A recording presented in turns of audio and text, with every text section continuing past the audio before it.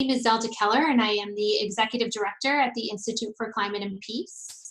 When rights are accepted, neighbors enjoy good relations, information flows freely, and resources are more equitably distributed, all indicators of positive peace.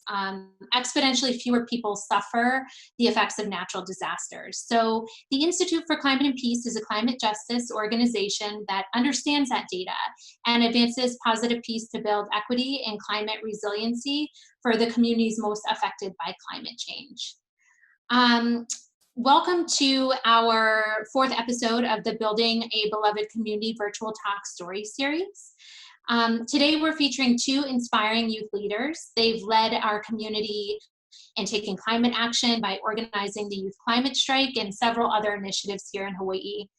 As we at ICP commit to building peace, equity, and climate resiliency, we also really commit to following the lead of our youth. And so I'm super excited to host them today, not just as young people, but as colleagues and experts in this space. This webinar series is a product of the friendship and partnership between three Hawaii-based groups: the Institute for Climate and Peace, the Matsunaga Institute for Peace, and Seeds of Peace. Our partner, the Matsunaga Institute for Peace, is an academic department at UH Manoa that promotes cross-cultural understanding, collaborative problem solving, critical thinking, and lifelong skills to groom leaders to address contemporary and complex issues near and far. I'd now love to turn it over to our third partner, Seeds of Peace, represented today by the Executive Director, Scott Nishimoto. He has really taken the lead on organizing this webinar and has done a really fantastic job. And he'll share a little bit about his organization with you and then go ahead and introduce you to our guests. So Scott, over to you. All right, thank you so much, Zelda. And it's so great to see so many familiar faces on this webinar. So thank you all for being here. As Zelda said, welcome to our Talk Stories series. Seeds of Peace is really grateful to be a partner in this as we try our best to raise peace-building leaders in our community and beyond. As I've mentioned in previous episodes, and those of you who've been on previous episodes, I'm going to sound like a broken record here, but I'm going to say it again. You might have noticed that we are Seeds of Peace, seeds with a C, completely made up word. Don't look for it in the dictionary. We start with the C because across our various community workshops and platforms and events, we teach and model these C leadership skills. So compassion, critical thinking, commitment, collaboration. And at the heart of what we do is connection. So for episode 4, today's episode, we decided to invite two youth leaders, Kawika Pegram and Dyson Chee. And let me correct myself, they're not just youth leaders, they are community leaders who just happen to be youth. Dyson Chee is a youth activist living in Ala Moana who's passionate about protecting our local community and natural environment. He's the founder of Project Ocean, and that's an acronym, OCEAN. I'll let him explain what that stands for. And he serves as the advocacy director for the Hawai'i Youth Climate Coalition. In his free time, Dyson enjoys snorkeling, tennis, and whatever it is kids these days do. He wrote this, he sent it to me. I don't know what kids these days do. Kawika Pegram, he is 18 years old. He's a 2020 graduate of Waipahu High School. Congratulations, Kawika. That was what, last week, 2 weeks ago? He's currently the executive director for the Hawai'i Youth Climate Coalition. In this position, he's played a key part in mobilizing thousands of people to take action on the climate crisis. He's an advocate for social equity, climate action, and civil rights. And when he's not advocating for causes he's passionate about, he's hanging out with friends and taking mediocre photos of Hawaii's beautiful surroundings. Again, his words, I'm sure you're better than mediocre, Kawika. All right, so before we get started with Kawika and Dyson, I'd like to introduce Naima Temaile from the ICP team, and she's gonna just say a few words to welcome us into this space. Go ahead, Naima. Thank you, Scott, and thank you, Zelda. Aloha, everyone. My name is Naima Temaile, and I work with the Institute for Climate and Peace. I'd like to welcome everyone to this space with a moment of quiet reflection. So if you'd like to turn off your video or close your eyes, please feel free to do so. I'm going to share a passage from the Baha'i writings, and as I read, I invite you to imagine a community where everyone was striving in their personal conduct to have these qualities. What kind of community would that look like? Be generous in prosperity and thankful in adversity. Be worthy of the trust of thy neighbor, and look upon him with a bright and friendly face. Be a treasure to the poor, an admonisher to the rich, an answerer of the cry of the needy, a preserver of the sanctity of thy pledge. Be fair in thy judgment and guarded in thy speech. Be unjust to no man, and show all meekness to all men. Be as a lamp unto them that walk in darkness, a joy to the sorrowful, a sea for the thirsty, a haven for the distressed, an upholder and defender of the victim of oppression. Let integrity and uprightness distinguish all thine acts. Be a home for the stranger, a balm to the suffering, a tower of strength for the fugitive. Be eyes to the blind, and a guiding light unto the feet of the erring. Be an ornament to the countenance of truth, a crown to the brow of fidelity, a pillar of the temple of righteousness, a breath of life to the body of mankind, an ensign of the hosts of justice, a luminary above the horizon of virtue, a dew to the soil of the human heart, an ark on the ocean of knowledge, a sun in the heaven of bounty, a gem on the diadem of wisdom, a shining light in the firmament of thy generation, a fruit upon the tree of humility. I'll pass it back to you, Scott.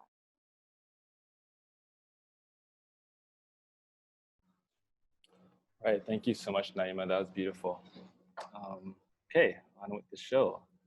I just want to start by saying this. So I want you all to consider this. There are 1.4 million people in Hawaii, and each one of us is at risk to the consequences of climate change in some way. The vast majority of us, and I'd say including myself, haven't really stepped up to take much action. And yet here, the two of you, Kawika and Dyson, you folks are 18-ish now. You folks were 17 when you launched the first climate strike. Not only did you decide to take action, but you decided to step up and lead the rest of us. So my first question is why you? How did you folks get involved? Yeah, hi, my name is Kawika. Aloha mai kako.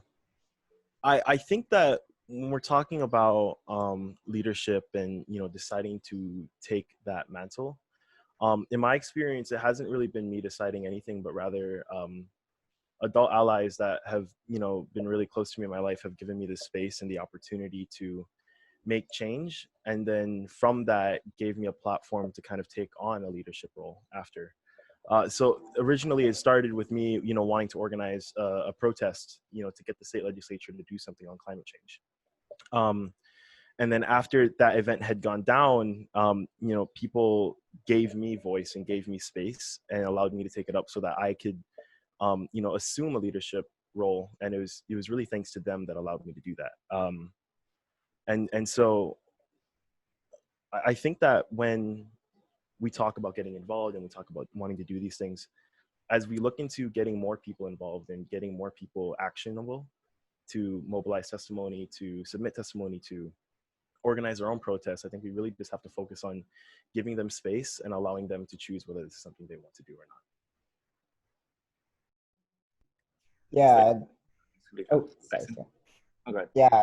I mean, I'd like to echo what Kawika said in terms of youth support. Like, for those of you in the call, there's a lot of familiar faces. So hi to the familiar faces, and hi again to all the new faces. It's good to see everyone here. But yeah, I mean, I'm a very introverted person. So for me, starting off in this whole, it wasn't me going out of my way a lot of times.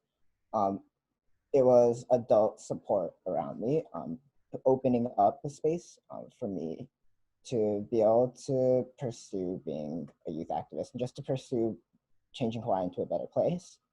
And that kind of opening up of space by adults allowed me to move into areas where I could challenge the traditional mindset, to challenge the adult mindset of what was going on, especially when it came to advocacy and civic engagement at the state legislature. So I think, to echo what Kawika said, a lot of it starts with the adult support around you. Thanks so much. Did you folks want to run that poll that you mentioned to me? Yes, yeah. So we have we made a poll with just a few questions to let us get to know you guys, and to see where you're from, the level of knowledge that you have, and your priorities when you think about climate change. So I believe that Jose is able to run the poll. That's possible. Yep. So a window should have opened up on your screen where you're able to select options on the 3 questions that you have in front of you.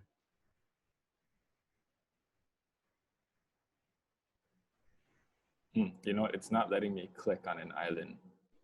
Oh. I believe that since we're co-hosts, we can't. Okay. Sorry, I'm sorry. No, you're good.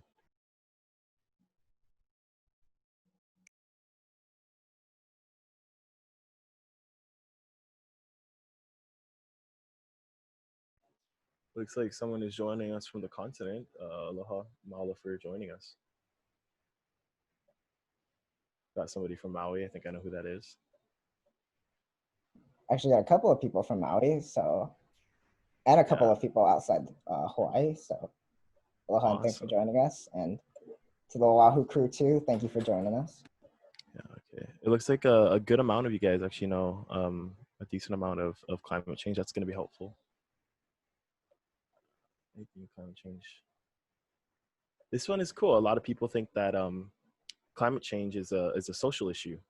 I largely very much so agree with that.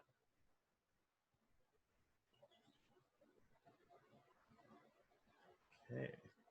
All right, we'll keep this up. Let me just see how many responses. Okay, we have 5 more people to make responses, so I will just we'll keep this up for maybe just a couple more seconds.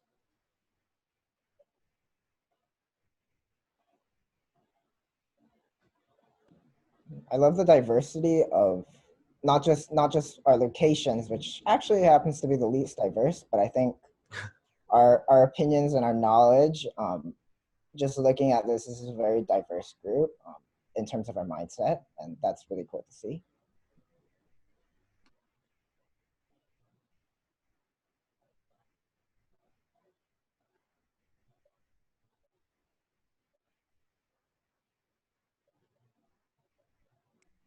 Yeah, it looks All right, like cool. A good amount has voted. So we'll end the polling. Okay, so it looks like 2 are from Hawai'i Island, 2 are from Maui, 16 are from Oahu, and then 2 are on the continent. And then it looks like a majority of you guys feel that you have a pretty decent understanding of climate change.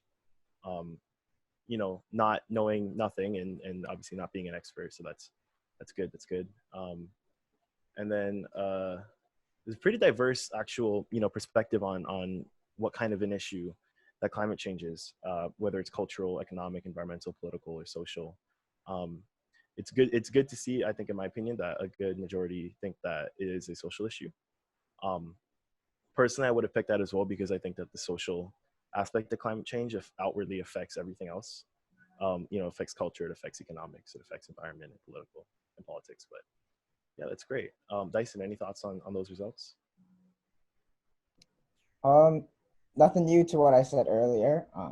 Yeah, just great to see the diversity in this, and I think to see how many people, like, we even have people who think it's a political issue, and just coming from my background, I definitely agree with that as well.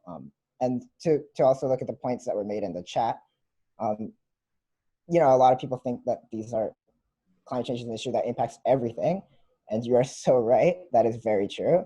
And also too, I believe that if anyone has questions, we're going to be getting to those later.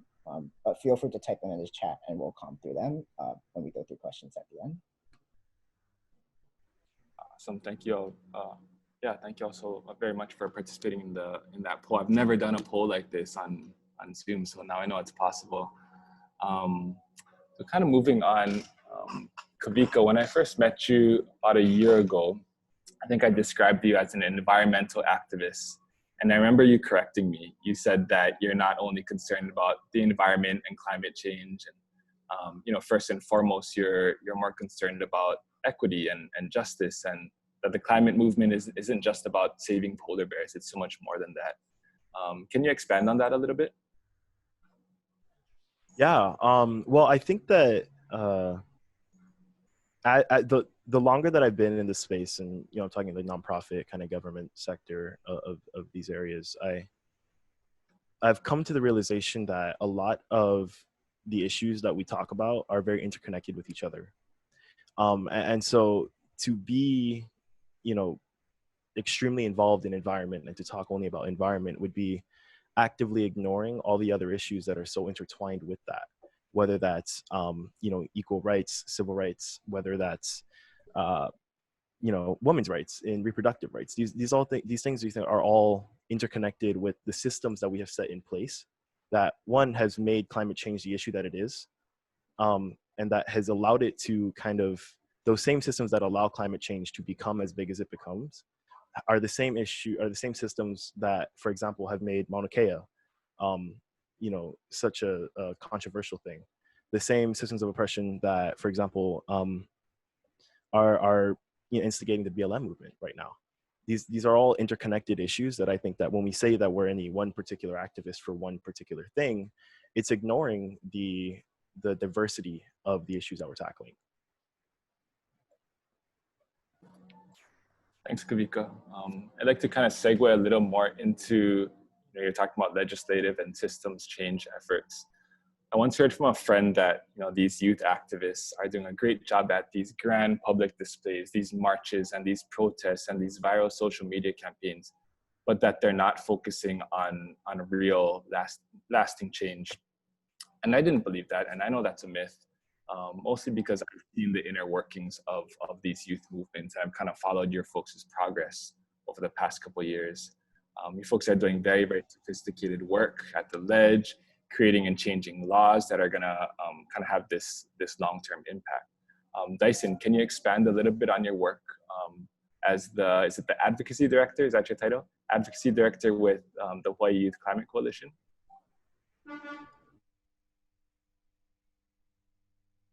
Back over to Kawika to explain the bigger context of what we do. But I'll go over this really briefly. So as advocacy director for Hawai'i Youth Climate Coalition, I deal with pretty much everything policy that we do.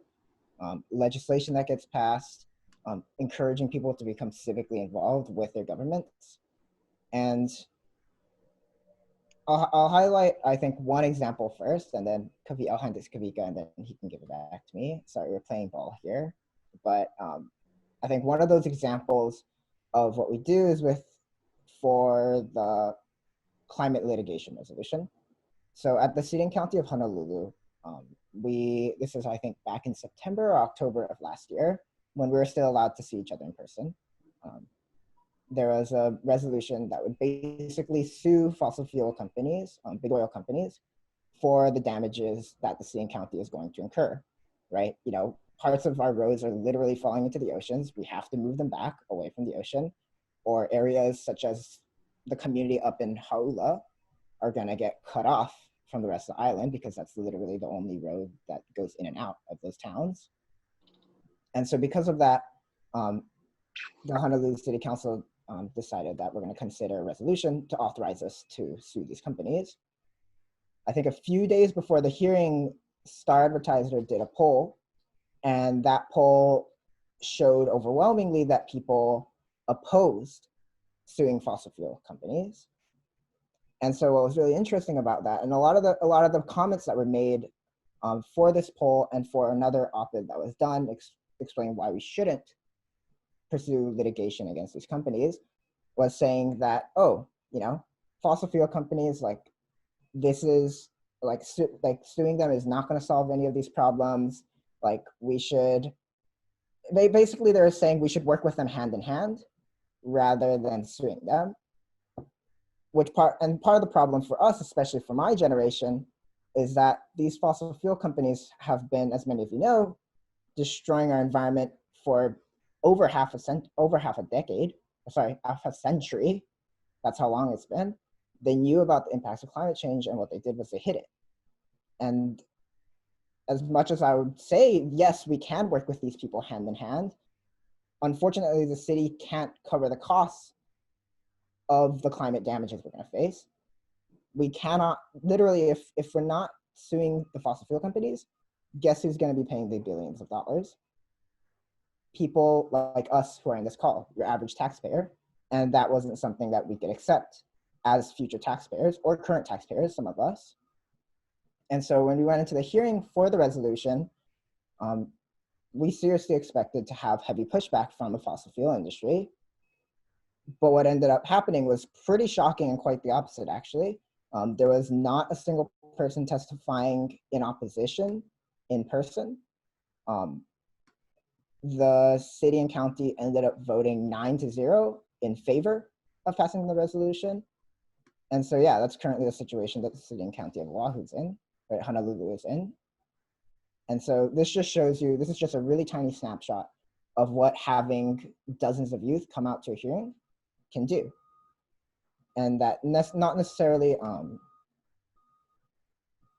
so the Star Advertiser poll, a lot of the people who read it are subscribers. You had to be subscribed in order to read it. Your average student, like me, whose income is probably net negative, can't really subscribe to those.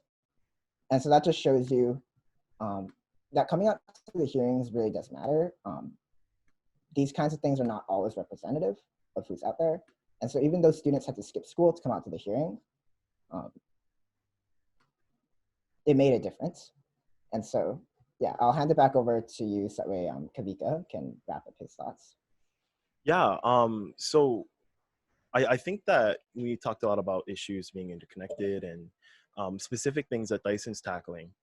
I want to take, a few minutes, 5 to 10 minutes now, to kind of contextualize what the broader movement consists of and why Dyson and I are working so hard to be at the legislature, asking that systems be changed rather than specifically, we don't go to individuals telling them to stop using plastic, right?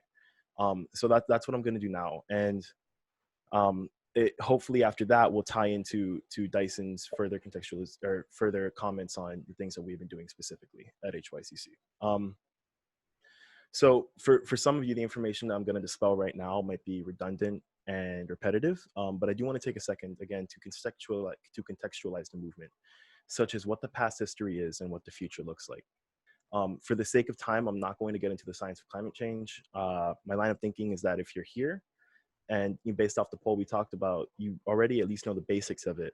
And it is outside, as weird as it seems, it's outside the scope of what we're going to be talking about today anyways, which is more of the social movements and legislative side of this.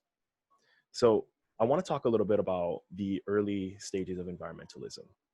Environmentalism as a principle or way of life has existed for thousands of years across every single culture, whether it be Kanaka Maoli's connection to Aina or Benjamin Franklin's redirecting of waste disposal after the yellow fever in the 17 to 1800s.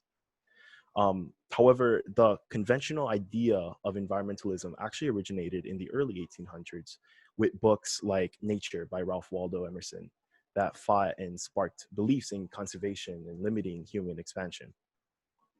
Later on in the 1800s, the Sierra Club was formed on the basis of conservation and environmentalism. And if you're any active in the Hawai'i climate community, you know that Sierra Club does have a chapter in this state, and it's a pretty great one. And so I'll link some resources in the chat when I'm done talking. And so after after Sierra Club had launched, environmentalism largely stayed the same as a concept for a really long period of time. But it did expand into other things like anti-pollution efforts and more as the 28th century had progressed. As environmentalism was progressing, one term in particular started to become more in use and more apparent, environmental racism. And so going into environmental racism, the term originated in the 1980s, so the late 20th century. And it represented the idea that some communities, generally poor, Black, and Indigenous communities, faced harsher effects of environmental degradation than richer, generally whiter communities. There were also several documented reports of these same at-risk communities who were being intentionally thrown in harm's way when polluters or other things were dumped into their communities. For example, the study Toxic Waste and Race, published in the 1980s, showed that Black populations received the greatest amount of toxic waste, even in comparison to white communities. And today, that same disparity is also existing. Look at where the last remaining coal plant is in the entire state of Hawaii. It's not in Hawaii Kai, it's not in Kahului, it's in Campbell Industrial Park on the west side of Oahu, right? What happens at this coal plant is that toxic waste from after burning the coal, its toxic waste is then dumped into a landfill in Nanakuli called the Nanakuli PVT landfill. The current PVT landfill is as close to as half a mile to neighboring communities and takes in toxic waste materials that endangers the health of its workers and surrounding residents. It's literally as close as 750 feet away from schools and churches in the community. Imagine your kids going to school and church 750 feet away from toxic materials, right? And so earlier I talked about how generally it's poor Black and Indigenous communities that are receiving the brunt end of this. So I want to give you some statistics. All right, follow me closely. The entire county of Honolulu, so the entire island of Oahu, pretty much, is 21.7% white, 43% Asian, and 9.6% Hawaiian or Pacific Islander. But when you look at Nanakuli, where all this toxic waste is being dumped, it's not 9.6% Hawaiian or Pacific Islander, it's 49.5% Hawaiian or Pacific Islander. And so that statistic becomes significant when we start thinking in the context of which communities are being hit the hardest, not only by climate change, but by the infrastructures put in place that perpetuate it, like coal plants.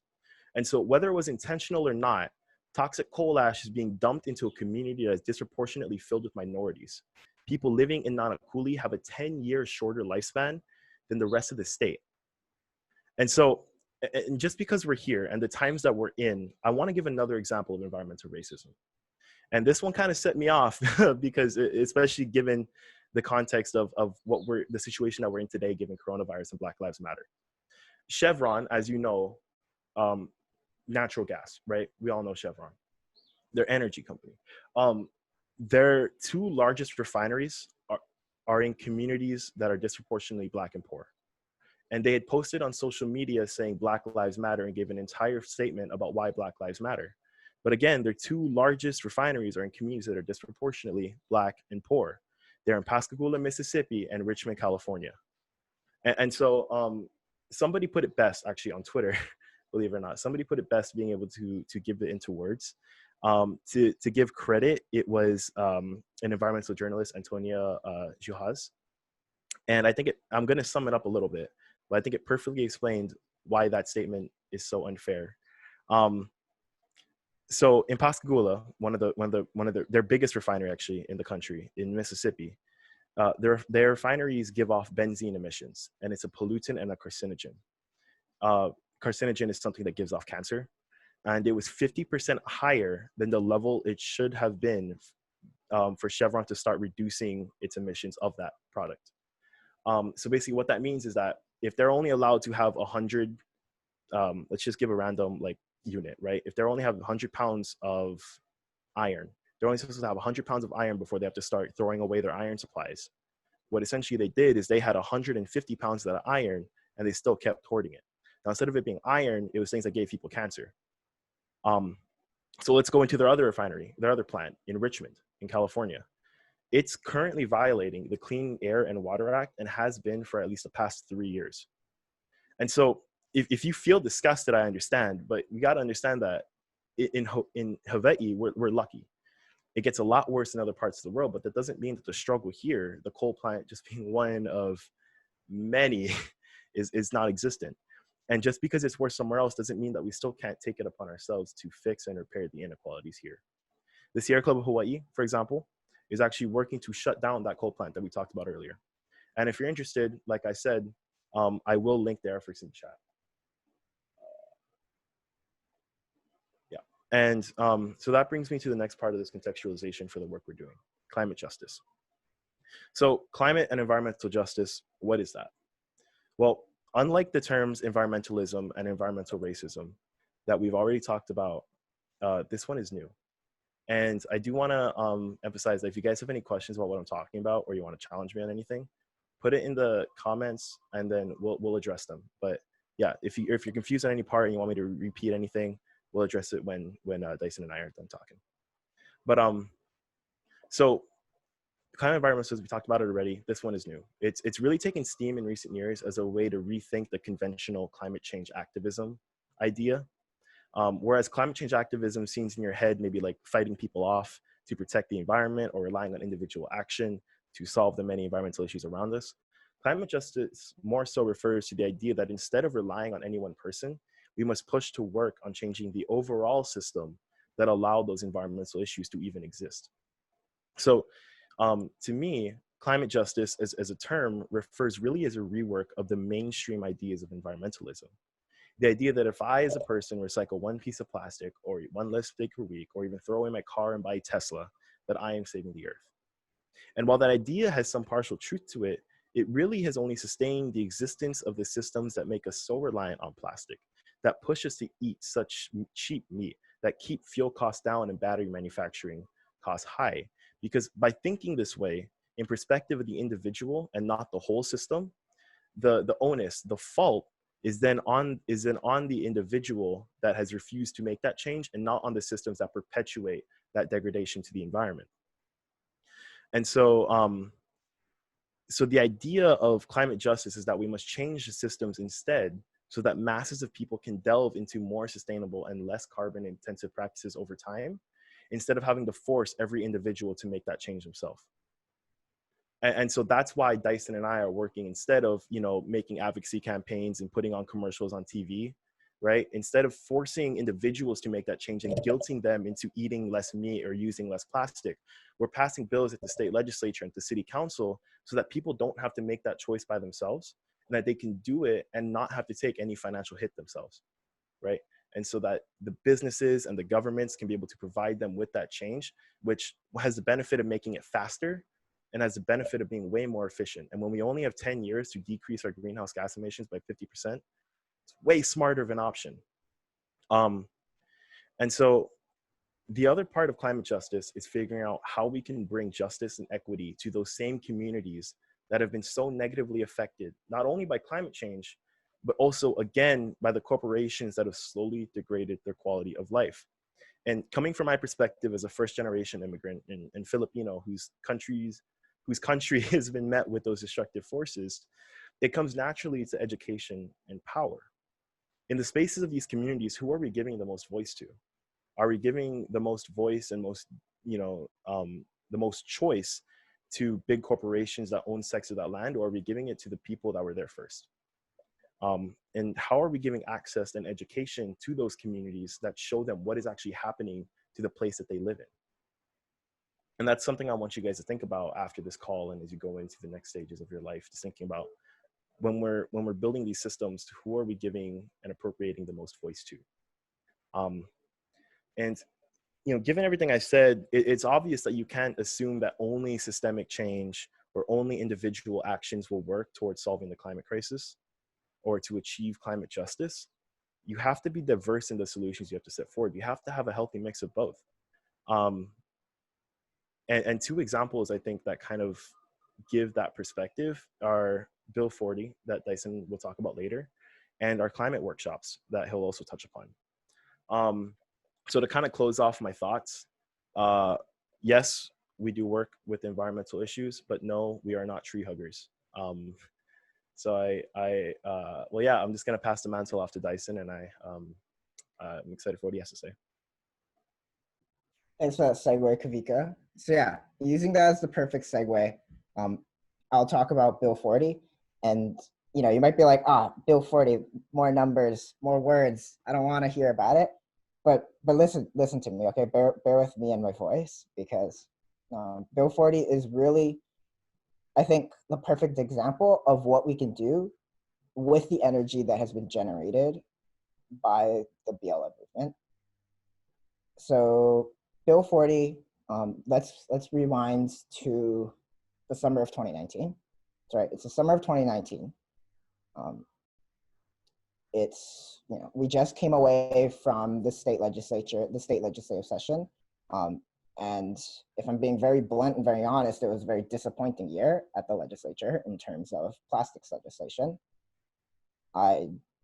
We got, I think, one bill relating to plastics passed that year, and it created a working group that was going to look into certain solutions for plastics. And this working group was probably going to take maybe 2 or 3 years to come up with its recommendation.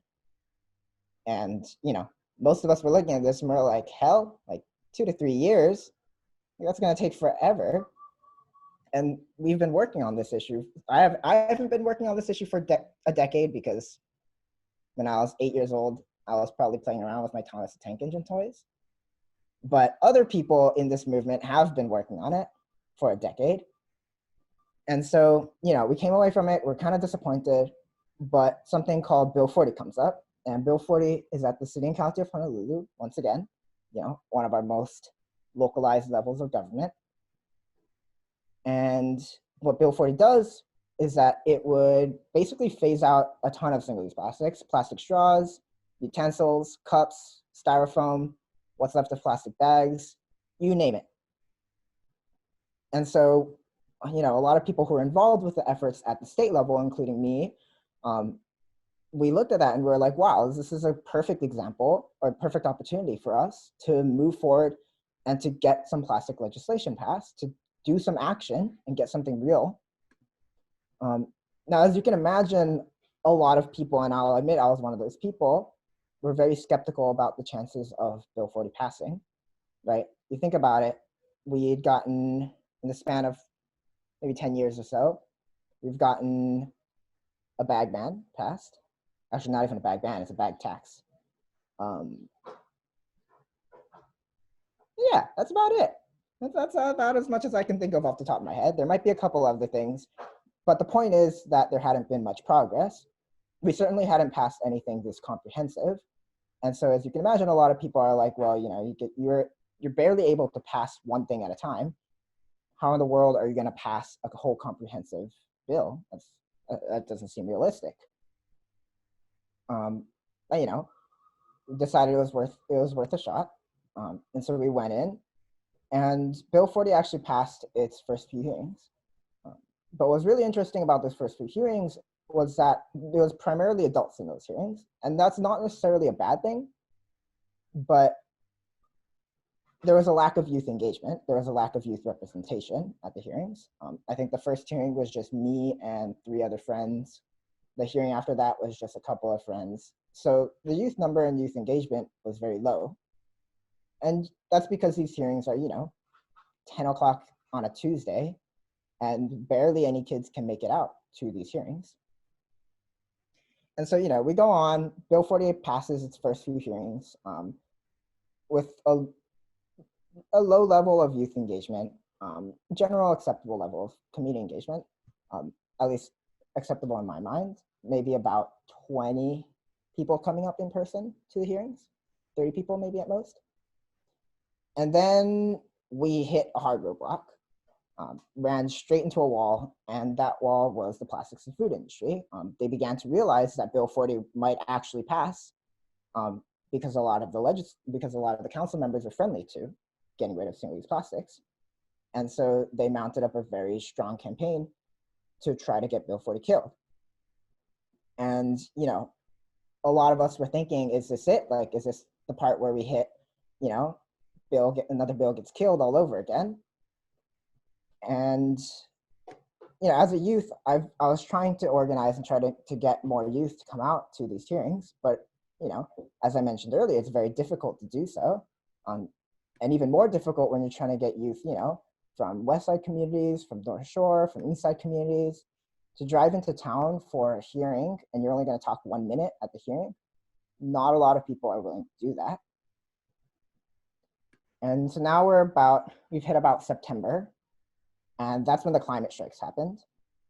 And for those of you who participated in one at your local community or heard about them, the climate strikes, the September 20th climate strikes were a series of climate strikes that happened around the week of September 20th.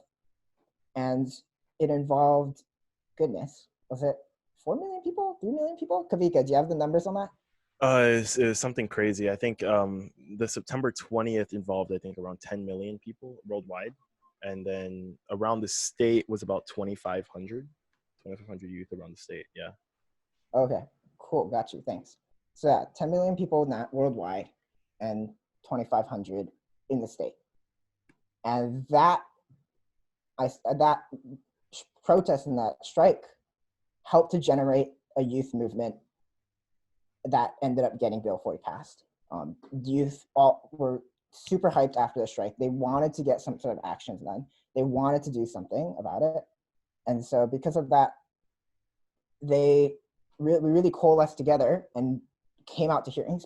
Youth were coming from other parts of the island to attend hearings, even though they were only going to talk for 1 minute. There was a signature scroll that went around, which I think at least some people here are familiar with, that ended up getting youth. Oh, there we go. Thanks, Kawika, for screen sharing. That youth were able to take part in, to sign on. And so the reason why I share this with you is that, right, we've just had our most recent BLM protest. That generated was 10,000 people, I think it was. I'm really bad at math, so give me a few seconds. That's a lot. A lot. That's more than 3 times what we got statewide with our climate strikes.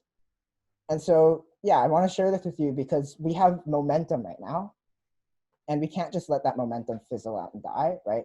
We can't just go back to, here's a post. I'm going to post this because it's important, and then I'm going to go sit on the sofa and watch The Office or whatever it is people are watching nowadays. I don't have Netflix. And so because of that, we need to utilize the energy that we have and to use it to pass something, to get some action that's going to make a real difference, just like we did with Bill 40.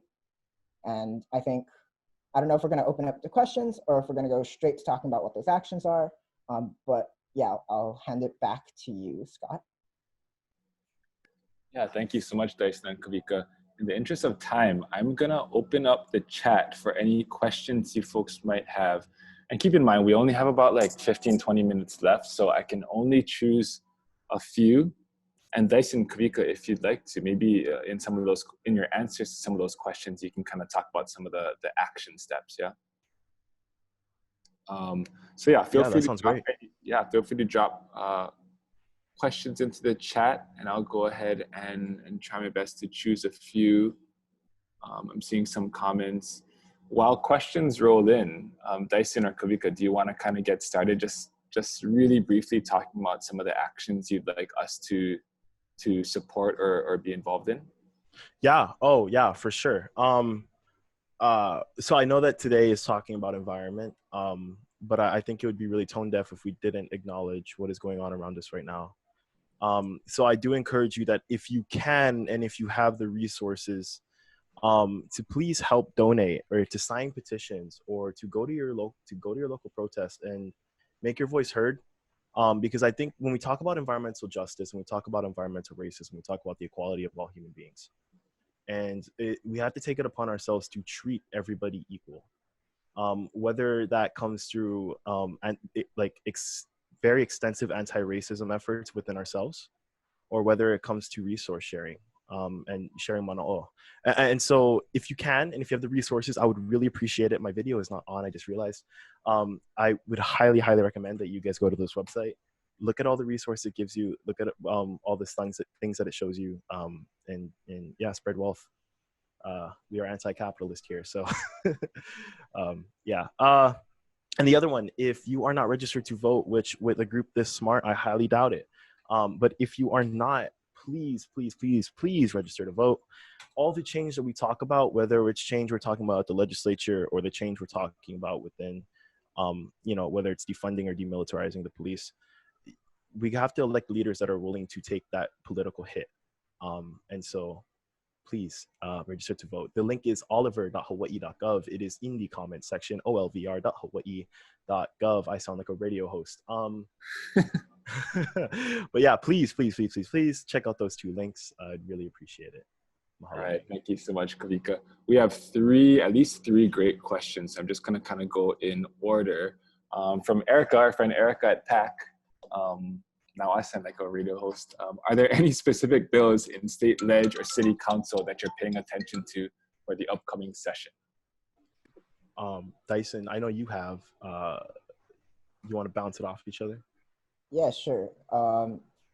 So I can talk about the actual legislation, and if it needs filling in, Kawika can talk about its importance in the larger context of what's going on. If we're talking state level, as many of you know, the state legislature is in recess right now. They're not hearing any bills right now, although they are supposed to resume, I believe it's either next week or the week after, but it is likely that they will not be hearing bills outside of, coronavirus relief, finance stuff, basically. Though if I'm wrong, I hope I'm wrong. Please God, I'd be wrong. But yeah, that's currently what it's looking like right now. And so at the state level, we were looking at the coal-free Hawaii bill in conjunction with our friends here at Blue Planet. Hi, Griff. Also, our friends at Sierra Club, which Kawika just heralded earlier, as well as multiple other organizations. We're trying to get coal banned in Hawaii by 2023. The reason being, not just because of the reasons, Kawika said, which is one of the biggest reasons, taking on the environmental racism that comes with having a coal plant here, but also the simple fact that we've committed to being, 100% renewable by 2043. And coal 45. Thank you. Have the wrong date in my head. 2045, and coal does not have a future in that. The sooner we can get ourselves off of coal, the better. If we're talking at the county level of things that you can do right now to make a difference, there is something called the Youth Commission at the City and County of Honolulu. And what this Youth Commission would do is that it would create basically youth advisory body within the City and County of Honolulu. And this is taking youth civic engagement to the next step. We really want to see it passed.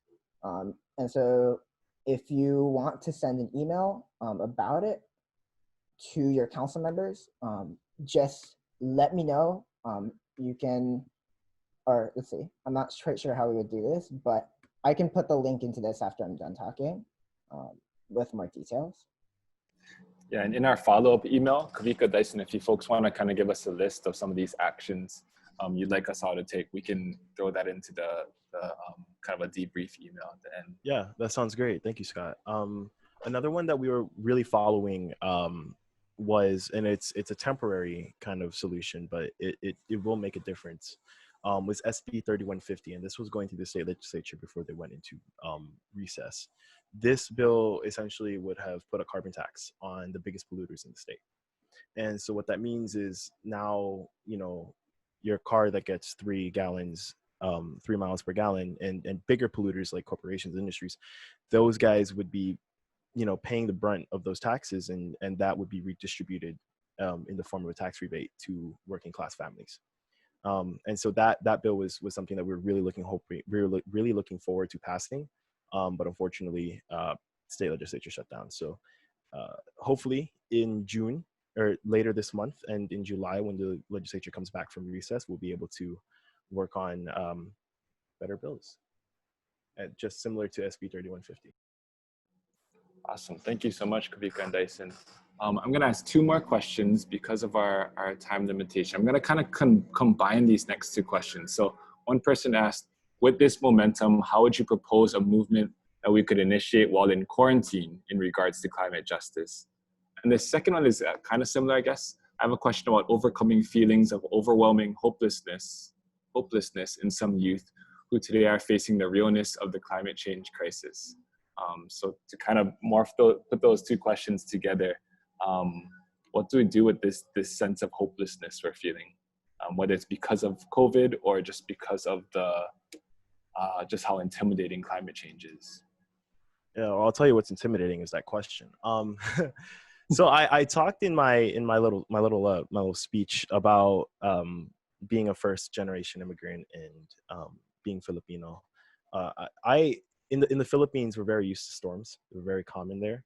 And I've experienced some of the worst storms, I think, in Philippines history. Typhoon Ondoy comes to mind. And this typhoon, it it made it so that if I wanted to go to school, I would have to walk through floodwater, and I still had to go to school the next day. So I'm very familiar with what it's like to live in the realities of climate change, and it's hard. But I think that when we're talking about movement building and we're talking about hopelessness, we have to realize that, you know, movements aren't built off of good emotions.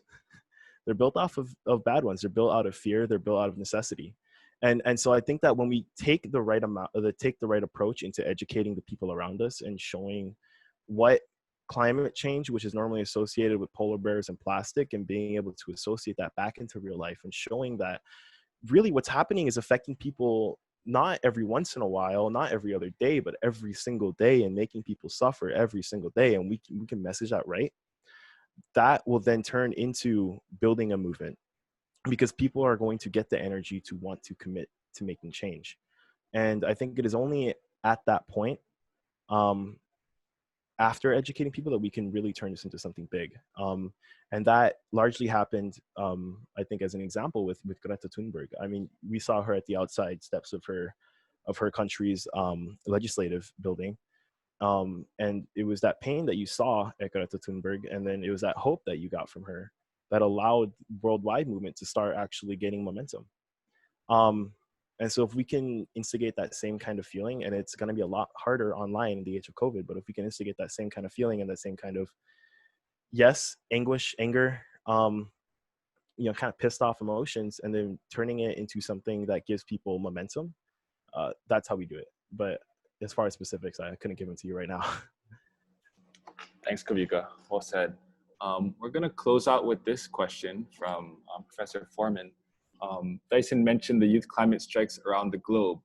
Although pursuing change within Hawaii is rightfully top of mind for Hawaii youth, is there any interest in connecting with international efforts to pursue change that more immediately affects more people around the globe? Not only is there any interest, or maybe the question is, have you folks already? Or do you folks plan to? I might be answering this question wrong, and if I am, Kawika, you can pick it up. But in terms of connecting with larger national or international efforts around the globe, Hawai'i Youth Climate Coalition, we are the Hawaii chapter for the US Youth Climate Strike. And so because of that, we are connected with larger organizations, and as well, we're also within Future Coalition, that means, which means we're part of a much larger group that's taking on the climate crisis, as well as all the, you know, slew of other issues that come with it, as Kawika mentioned.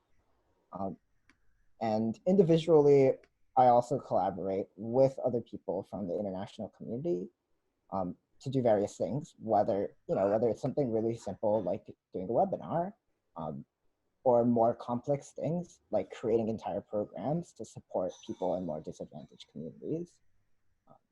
So I'm not quite sure if that was the answer that you're looking for, but Kawika, any thoughts? Yeah, your answer is perfect, by the way. I'm not interjecting because your answer wasn't perfect. I just want to add a little bit more from my perspective. Interesting, connecting with international efforts to pursue change that more immediately affects more people around the globe. And so what I get from that is a little bit of what I talked earlier about the interconnectedness of all these different issues that we're around today, whether it's women's rights, whether it's reproductive rights, whether it's, you know, being able to live your life daily without the threat of being killed by the state. All these things are interconnected. And so when we find ways to equitably and justifiably connect issues together to bring momentum together, that's when we're able to really create wide amounts of change. I don't know how, well, I know what is connected with climate change, but I don't know how we'd reasonably connect it with other issues yet. But I do think that that's the main way to do it, is that you connect this long-term, but it's really here right now, but this long-term issue that it is climate change, and connect it with daily realities that people are living right now. Then that's when we're able to connect it with international efforts to pursue change that more immediately affect people around the globe.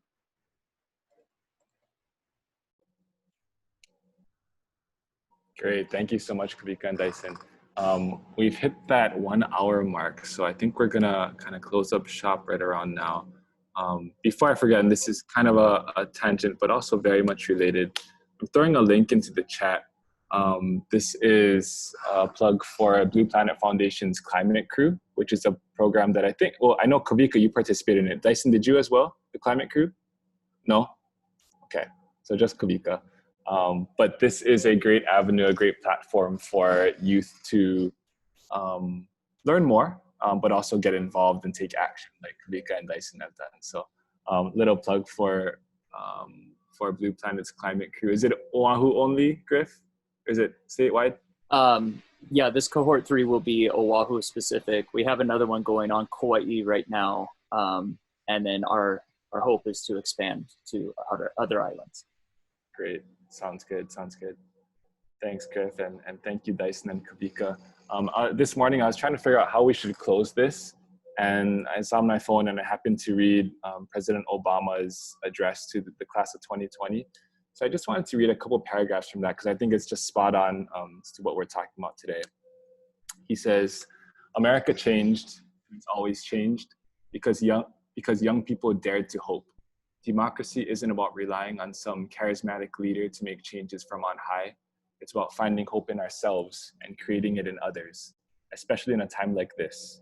You don't always need hope when everything's going fine. It's when things seem darkest. That's when you need it the most. As someone once said, hope is not a lottery ticket.